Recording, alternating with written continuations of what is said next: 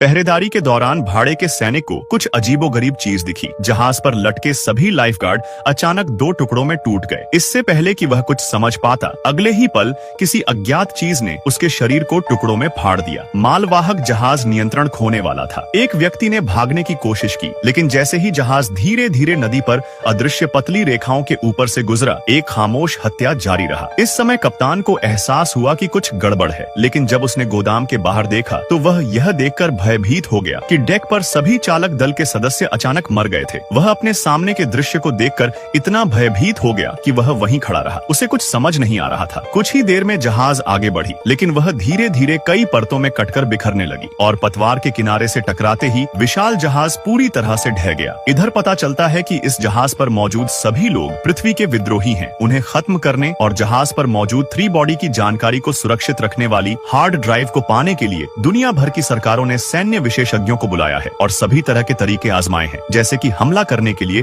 Ball lightning का इस्तेमाल करना, जो शक्तिशाली तो है लेकिन असर दिखाने में बहुत धीमा है। इसमें विद्रोहियों के पास हार्ड ड्राइव को नष्ट करने के लिए पर्याप्त समय था। यदि जहाज पर सीधे न्यूट्रॉन बम का प्रयोग किया जाए तो जहाज पर सवार सभी लोग तुरंत मर सकते थे, लेकिन इसमें हार्ड ड्राइव के क्षतिग्रस्त होने की पूरी संभावना थी। तब एक व्यक्ति ने पतवार को काटने के लिए उड़ने वाले चाकू का उपयोग करने का विचार दिया। उड़ने वाला ब्लेड नैनो मटेरियल लोहे को मिट्टी की तरह काट सकता है। प्रत्येक ब्लेड बाल की मोटाई से 10 गुना पतला होता है, फिर भी यह अत्यंत मजबूत होता है। निर्दोष जहाजों को नुकसान पहुंचाने से बचने के लिए प्रत्येक उड़ने वाले ब्लेड पर साधारण स्टील के तार का एक टुकड़ा बांध दिया गया था और अंत में एक भारी स्टील की गेंद लटका दी गई थी। जब अन्य जहाज यहाँ से गुजरेंगे तो उन्हें बस स्टील की गेंद को नदी की तलहटी में गिराना होगा और उड़ता हुआ ब्लेड उसके साथ पानी में डूब जाएगा। तभी कुछ ही देर बाद एक विशाल जहाज धीरे धीरे फेयरेन की ओर बढ़ रहा था। इसी जहाज पर हमला करना था। कैप्टन की छठी इंद्री ने भांप लिया कि आगे खतरा है, लेकिन उन्हें रडार या नंगी आंखों से कुछ भी असामान्य नहीं दिखा। उसने गम का एक टुकड़ा चबाया, लेकिन वह नहीं जानता था कि वे मौत की उल्टी गिनती में प्रवेश कर चुके थे। उड़ते हुए ब्लेड से कोई आवाज नहीं आई और किसी को भी खतरे का पता नहीं चला। जहाज की मोटी स्टील की प्लेटों के कटने से सिर्फ चिंगारी की आवाज आ रही थी। जहाज पर मौजूद विद्रोही एक के बाद एक उड़ते हुए ब्लेडों से चुपचाप टुकड़े टुकड़े हो गए। एक व्यक्ति नीचे देखा और अपनी कमर पर एक चिकना घाव देखा जो उड़ते हुए ब्लेड का निशान था। वह 3 शरीर की जानकारी को नष्ट करना चाहता था, लेकिन जैसे ही आगे बढ़ा उसका शरीर तुरंत अलग हो गया। कुछ ही मिनटों के बाद विशाल जहाज पूरी तरह से नष्ट हो गया और गिरी हुई प्लेट की तरह